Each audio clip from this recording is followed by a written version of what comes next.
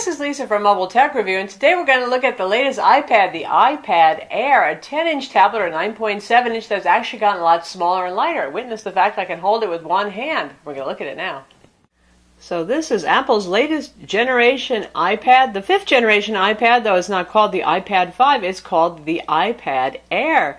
Yep, they're mixing the names from different product lines, and it makes us wonder if there's going to be an iPad Pro somewhere in the future, but what's different about it? The first thing you're going to notice, look how narrow the bezels have gotten. The last generation iPad, all previous generation iPads had pretty roomy bezels, and I'll show you the difference right here.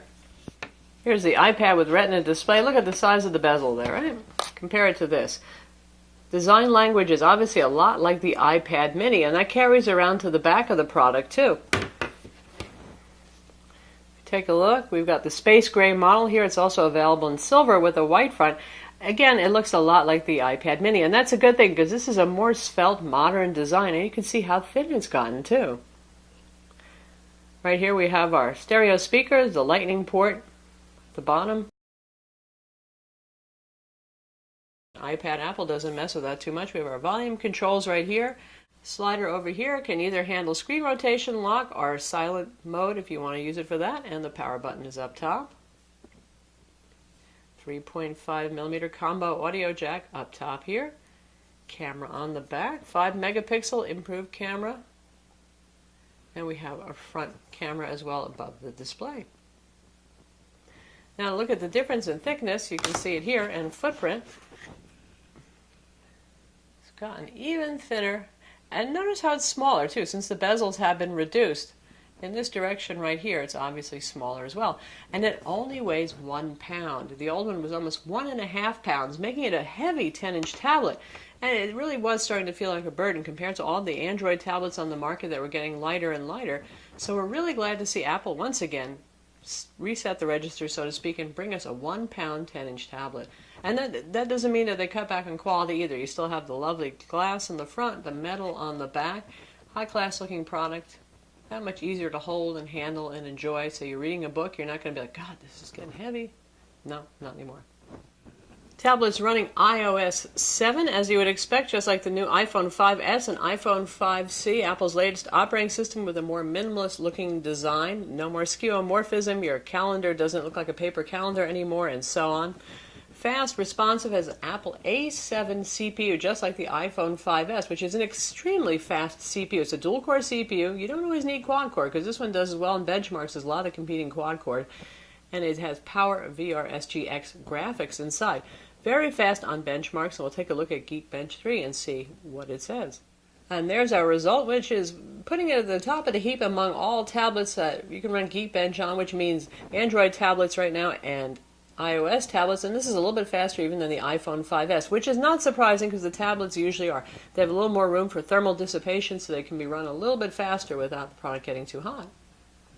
Clock speed, Apple's keeping us in the dark about that. The iPhone 5S is 1.3 gigahertz. I would expect that this is at least that, if not more. For our SunSpider JavaScript test, you can see the result right here. 380.7 milliseconds, very fast. Getting as fast as some Windows machines, in fact, for rendering JavaScript inside a web browser. Programs, of course, launch quickly, and we're going to take a look at some games because those are generally the most demanding of the tablet to see how they play. This is a 64-bit CPU. Right now, there's not a whole lot of 64-bit software out there, but in the future, well, we expect to see that. Will that make a huge performance improvement? I don't know so much, but it's going to allow it to address more RAM in the future, which is an interesting prospect. iOS typically doesn't consume a whole lot of RAM. The operating system is very streamlined, and so the applications that run on top of it. In terms of software with this guy, besides iOS 7, you also get the iLife and iWork suite for free. They're available as free downloads. That means GarageBand, iPhoto, iMovie, iWork, which is Pages, Keynote, and the spreadsheet that Apple makes. Not bad, certainly, to be included with the tablet. And it's interesting that they're addressing what Microsoft's been doing with some of their lower-priced tablets, typically running Atom or Windows RT, been bundling Office inside, too. So Apple's keeping competitive doing that. Just like the iPhone 5S, the cameras have been improved with sensors that have larger pixel size, and you can see we have a 5 megapixel camera on the rear, and we're focusing on our little bath toy back here. HDR mode on and off. Simple UI is always typical of Apple. Your camera switching option right there. There's your shutter button. Tap to focus over here, and you can choose between photo, video, and square photo mode over here, just by sliding between them. And we're going to stick with photo. Can focus pretty close. That bath toy is pretty close. Quick picture taking. You know how tablet cameras go. They're very rarely fantastic, but this isn't bad at all. Good color, actually, and a pretty sharp detail. Probably be pleasing enough to most folks. And if we switch to video mode, take an exciting picture of our bath tub going across the screen right there. Play that. Exciting picture of our bath tub going across the screen right there. There it is. 1080p video. Front camera is also improved. 1.2 megapixel for photos, 720p video. Bigger pixels means more light, means you look better when you're doing FaceTime or Skype video chat. Rear camera on our tablet has autofocus, face detection, backside illumination, a 5-element lens, f2.4 aperture, so pretty wide, pretty good for letting in low light. The front camera has face detection as well, and a backside illuminated sensor also. Geotagging is optional. If you want to turn that on, you can turn that on. As ever, this has a Retina display, 9.7 inches. That's a resolution of 2048 by 1536. That's 264 ppi for those of you who keep track of such things. So one of the sharper, prettier, more color-accurate displays on the market among tablets. Now, granted, there are tablets with even higher resolution, starting with the Nexus 10, but still, it's just hard to beat the iPad display. And even the Samsung Galaxy Note 10.1, the 2014 edition, also has higher resolution, slightly larger display, so pixel density is not quite equivalent in comparison there, but still, color accuracy here, really good. Obviously, there's some glare, there's some reflection. You can see it on the bezel right there. You can see our camera flopping back and forth. It is a glossy display, supposedly fingerprint resistant. And we've got the Metropolitan Museum HD Art app up here, so we can see some pretty pictures and see how they look. And the detail is just lovely on these, and it's downloading these off the web right now. And the color accuracy, if you're familiar with these works of art, is very good.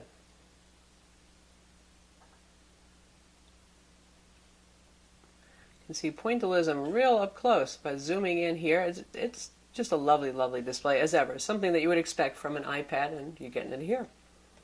Viewing angles are also wide. IPS display, other than the glare it's going to pick up by moving it around. Nice and wide. The tablet's available with LTE, 4G, and Wi-Fi. That also has 3G as well for those of you who only have 3G in your area, or just as Wi-Fi tablet. Tablet has Wi-Fi 802.11b, and dual band with MIMO. No AC on this. Tablet also has Bluetooth 4.0, and if you get the versions that have LTE, 4G, and 3G, you'll also get a GPS. Otherwise, you'll get Wi-Fi triangulation with the Wi-Fi only model. Wi-Fi only 16 gig model starts at $499, same price as ever for the iPad, and $629 for the LTE model, available on all U.S. carriers. You can go up in capacity and price as well if you want, of course, with this, and the highest you can get is 128 gigs. That's going to be $799 Wi-Fi only, and a whopping $929 for the 4G LTE model. Tablet is 0.29 inches thick, and it has the same M7 Motion coprocessor that the iPhone 5S has. Now, in the iPhone, it makes a whole lot of sense for perhaps health use, that kind of thing, pedometer, tracking your exercise. In an iPad, I don't know how useful it's going to be. We'll have to see what developers come up with. Despite rumors, this does not have a fingerprint sensor. Our home button is just that, just a standard home button right here. Now, the outgoing iPad 4 iPad with Retina display was certainly not slow by any means, though this one is even faster. And we're going to try it a couple of games, because that's just about the most taxing thing you can do with a tablet. So we're testing out the new Dead Trigger 2 game. You can hear how the speakers are doing as well. Certainly fluid and fast. Nice graphics in this game, too. Very, very responsive.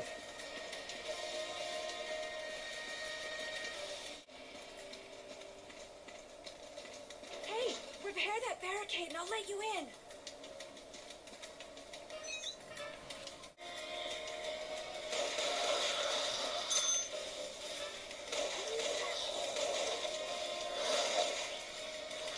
So the game plays just fine.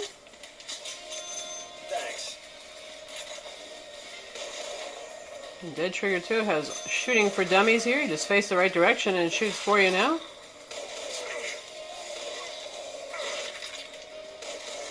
Hell yeah! So it plays beautifully, nice graphics. It's all good. As ever, the iPad remains a premier gaming device, awesome game selection of Tier 1 games. And now we're trying out Nova 3, which is also graphically very impressive and demanding game. Just crash landed from off-world. What the hell are Bolterax doing on Earth?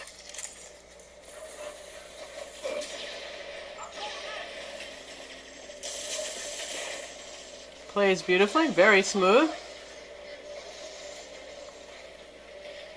Looking around the environment, works just fine.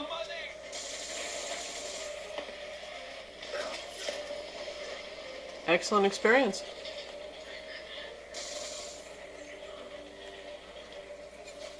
So that's Nova 3 on the iPad Air.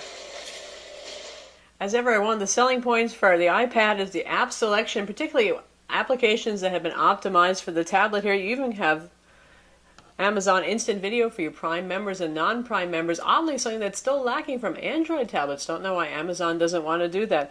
Now, with Android tablets, the Tier 1 apps are generally optimized. There were a few exceptions, like Twitter took forever to be optimized for big screens, but you'll find a larger selection of games and applications in general still available for the iPad. And of course, the staples are here too. We've got our iBooks application. As ever, it's lovely sharp display, so it's very good for reading. We do keep the skeuomorphism here. It looks like a printed book, complete with the page flipping, and you can do this in portrait and in landscape mode. A little bit easier to read and follow the lines, obviously, if you're using it in facing page mode. Web browsing is same as ever on the iPad, which is, say, fast and pretty reliable, good rendering. Looking at our own site, Mobile Tech Review. Support for HTML5 video, not Adobe Flash Player, which is quick disappearing from mobiles. And we'll play.